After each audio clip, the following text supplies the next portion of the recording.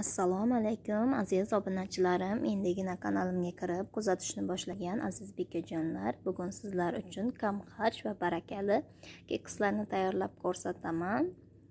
Kanalimdan uzoqlashmang, albatta like bosib obuna bo'lib qo'yishni unutmang. Kanalimiz yangi, sizning har bir obunangiz biz uchun katta yordam. Mana videomizni ko'ring va o'zingiz baho bering. Masalliqlarimizni tayyorlab oldik, ishimizni boshladik. 100 gram shakar, 1 piyoladek kefir yoki qatiq, domashniy qatiq ham bo'ladi. 4 dona tuxum, 1 stakan un kerak bo'ladi. Tuxumimizni sarig'idan oqini ayirib olamiz.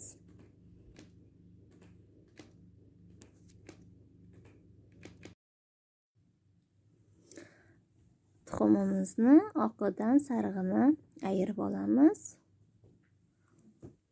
4 ta tuxumdan katta oilalar uchun anchagina barakali kekslar chiqaramiz.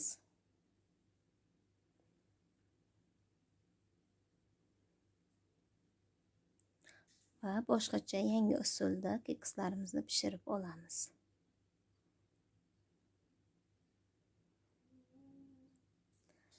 Mana tuxumimizni sarig'idan ayirib oldik. Endi buni yaxshilab mikser qilib ko'pirtirib olamiz. Xohlasangiz qo'lda ham ko'pirtirishingiz mumkin. Va yana bir yaxshi ma'lumotni eslatib o'tib ketaman.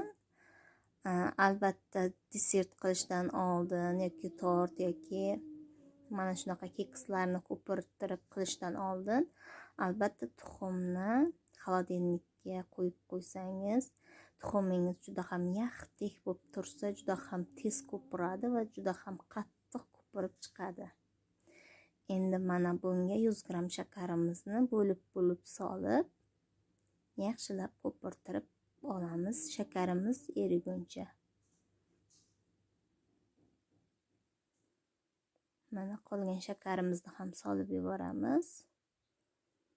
Endi buni yaxshilab 2-3 minut mikser qilib yuboramiz. Yaxshilab ko'piradi, juda ham quyuqlashib ketadi. Shakar solganimizdan so'ng mana juda ham qattiq, juda ham quyuq bo'lib chiqdi.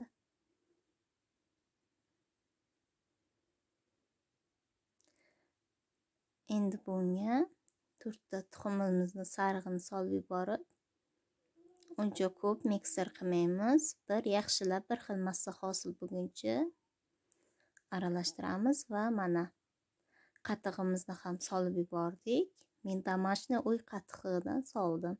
Xohlasangiz smetana solsa ham bo'ladi. Mana yarim stakan unimizni soldik va mana yarimta razraxitil solib yuboramiz. Buni esa mikser qilmaymiz, yaxshilab lopatkada yoki qoshiqda o'zingizga qulay bo'lgan narsada astagina unimizni aralashtirib olamiz. Hozircha 1 stakan un soldim 4 ta tuxumga. Suyuqligiga qarab yana agar yarim stakanlar solib yuborsangiz bo'ladi. Endi buni mana bizlar qolip izlab o'tirmaymiz. Uyimizda qolip bo'lmasa, albatta mana shunaqa piyolalarga yog'lab tagini hammasiga bir xil qilib solib olamiz. Tayyorlagan masallig'imizni mana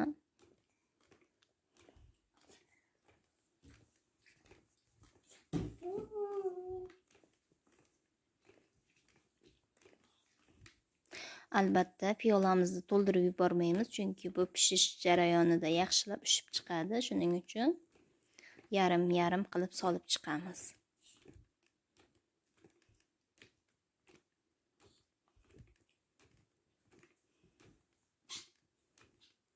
Mana piyollarimizga solib joylashtirib oldik va endi buni juda ham past haroratda pishirib olish kerak. Gaz plitada mana pishirib chiqardik. 150 gradusda juda ham past haroratda pishirsangiz, mana ichlari ham xom emas, juda ham qattiq va juda ham ichlari bemalol pishib chiqadi. 150 gradusda gaz plitalarimizda pishirib olamiz.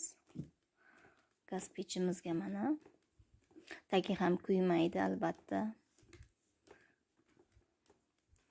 Endi buni mana ayirib oldik va buni bezak berish uchun uyingizda shirin suv yoki qiyom qilib sepishingiz ham mumkin, yoki mana shunaqa pudralardan foydalansangiz ham bo'ladi. Videomiz yoqqan bo'lsa like bosib obuna bo'lib qo'ying. Sizning har bir bo'lgan obunangiz biz uchun katta yordam. Mana keyingi videolarda ko'rishguncha sog' omon bo'lingizlar. Barchamizga Alloh omadimizni bersin. Yuzimizni yorug' qilib yanagi videolarda ko'rishguncha sog' omon bo'lingizlar.